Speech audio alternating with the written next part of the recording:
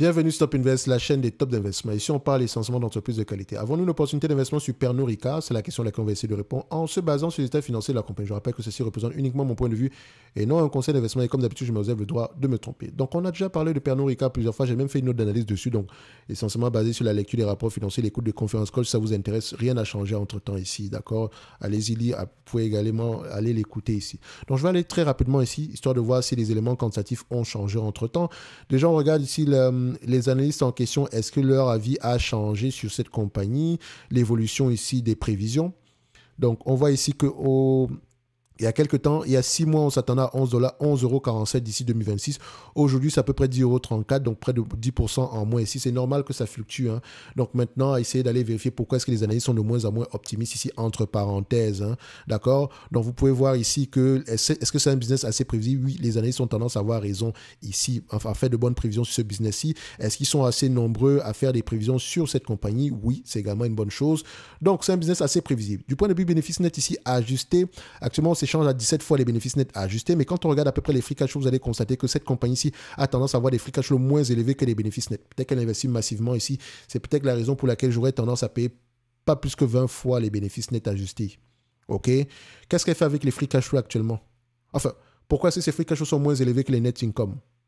Il faut aller vérifier ça ici. Donc, idéalement, en date d'aujourd'hui, si on se base sur les bénéfices nets ajustés, je rappelle bien, c'est un business qui pourrait rapporter à peu près 10,34 € d'ici 2026. On me demande de payer 153 € en date d'aujourd'hui, soit un rendement potentiel de 6,75%. Maintenant, si la croissance au-delà de 2026 continue, tant mieux. Si on le prend à 20 fois les bénéfices comme le marché a tendance à le faire, on sera à peu près à 207 €. Toujours enlever la dette nette ici par action. Et si on va regarder ici la dette nette par action, ici, on a combien en date d'aujourd'hui?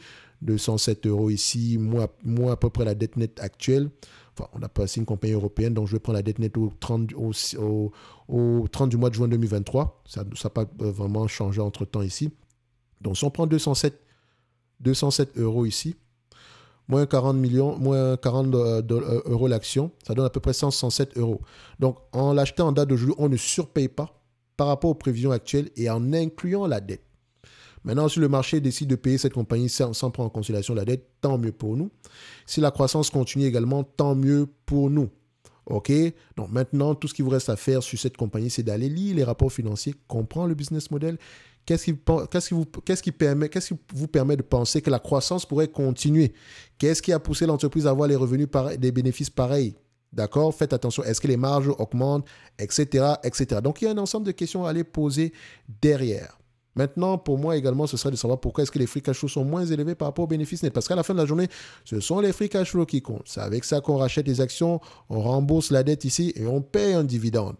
Donc, en date d'aujourd'hui, par rapport aux free cash flow attendus ici, on sera à 80% ici. Le dividende ici est financé à 80% par ces free cash flow-là, ceux attendus d'ici le mois de juin 2024 ici. Donc, le dividende actuel, il est safe. Il y a de grandes chances qu'il continue à croître, mais du point de vue free cash flow, il y a des questions à poser. Bref, on reste à peu près sur la même tendance. Pour moi, je dirais que en prenant en considération les prévisions futures, on ne surpaye pas pour cette compagnie-ci. Si les marges augmentent, continuent à augmenter, tant mieux. Si les volumes également continuent à augmenter, tant mieux. OK? Ce n'est que mon point de vue et non un conseil d'investissement. Et comme je dis toujours ici que sur Pernod Ricard, ce n'est plus le moment de regarder les éléments quantitatifs. Il faut vraiment lire les rapports financiers, écouter les conférences call, bâtir une certaine conviction.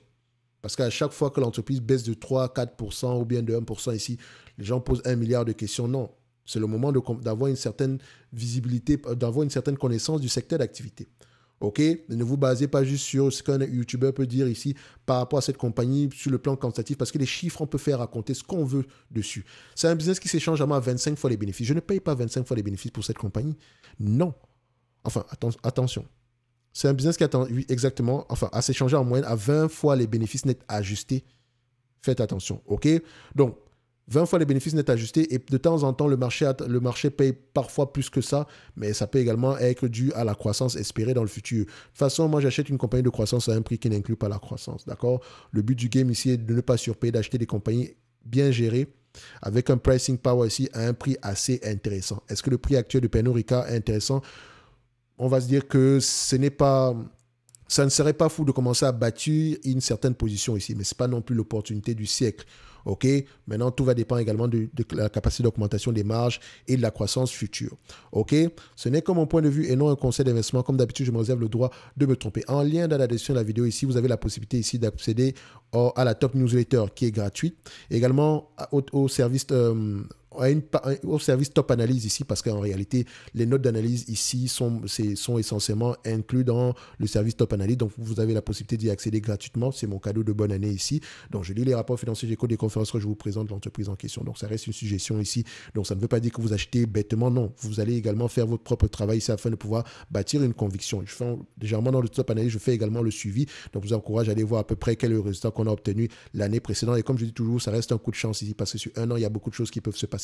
Le plus important maintenant, c'est de voir à peu près sur le portfolio actuel ici, où il y a des entreprises mentionnées en date d'aujourd'hui, si le scénario ici d'investissement de départ reste toujours d'actualité. Pour le moment, la plupart des entreprises qui ont été mentionnées dans ce portfolio, dans ce service-là, je considère qu'elles restent toujours sous-évaluées ici. Et si ce n'était pas le cas, j'allais également, selon mes propres analyses ici, j'allais également ici vous le signifier. OK? Le but du game est toujours de vous rendre le plus indépendant possible. C'est la raison pour laquelle j'aime quand on lit les rapports financiers. Parce que je sais une chose, en période difficile, il va falloir ici avoir une certaine conviction avant d'y investir. Et si vous basez sur la conviction de quelqu'un d'autre, vous aurez tendance à vous poser 1 milliard de questions. Est-ce que je dois vendre? Est-ce que je dois continuer à acheter? Non, on ne se pose pas ces questions-là. D'accord? On ne se les pose pas. D'accord? On ne se les pose pas si on n'a pas lu les rapports financiers. Vous ne les posez pas à quelqu'un d'autre ici. Il faut se les poser à soi-même et avoir une certaine conviction quand on décide d'acheter ne serait-ce qu'une seule action. D'accord? L'avenir est très incertain. C'est la raison pour laquelle on se base d'abord sur des entreprises qui ont déjà eu à produire quelque chose et on essaie de se projeter dans le futur. Mais pas juste bêtement, en ayant à peu près une certaine compréhension du secteur d'activité. Bref, trop de bavardage comme d'habitude ici. Si ça vous intéresse, c'est gratuit. Jusqu'au 29 du mois de février, les places sont limitées ici et vous avez la possibilité ici d'acter ici votre discount pour avoir accès au service Top Analyse, soit avant le 29 février, bien sûr. Pas soit, parce qu'après, vous n'aurez pas cette possibilité-là. Bref. Le service Top Premium également, le Top Analyse, il est là, si ça vous intéresse, gratuitement jusqu'au 29 du mois de février ici, ok? Donc, je vais avoir tendance à partager une dizaine ici de notes d'analyse, ok? Donc, pour Pernod Ricard, ça reste intéressant de s'y intéresser. Enfin, c'est pour moi, je pense il serait intéressant de la regarder en profondeur en date d'aujourd'hui, ok? Donc, pour moi, ça reste correctement évalué en prenant en considération la dette. Et si le marché décide de ne pas prendre en considération la dette ici, ce n'est peut-être pas fou de commencer à l'accumuler au prix actuel.